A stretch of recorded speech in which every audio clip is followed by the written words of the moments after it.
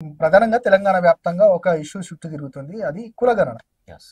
బీసీలకు సంబంధించిన 42% రిజర్వేషన్ను మేము స్థానిక సంస్థల ఖచ్చితంగా అంటే ఎన్నికలలో మేము కల్పిస్తామనేది కూడా కాంగ్రెస్ పార్టీ తీసుకున్న నినాదం. అందులో భాగంగానే కులగణన కూడా చేశారు.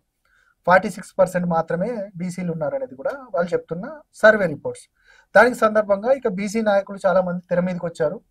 అసలు 46 కాదు 50%కి ఎబోవ్ ఉంటారు, ఇదంతా దొంగ లెక్కలు, తప్పులు లెక్కలు అంటున్నారు. నిజంగా ఆ పరిస్థితి ఉందా? డెఫినెట్ గా తప్పులు లెక్కలే.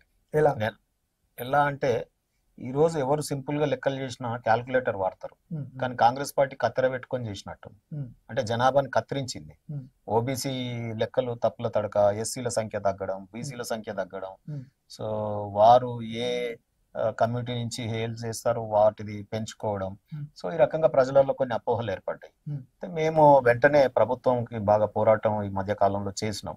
ఓబీసీ నాయకులు అందరం కూడా, కుల సంఘాలు కానీ, ఓబీసీ నాయకులు కానీ, లేదా ఇంటెలెక్చువల్స్ ఫోరం కానీ అనేక మంది పోరాటం చేస్తే ప్రభుత్వం దిగొచ్చింది.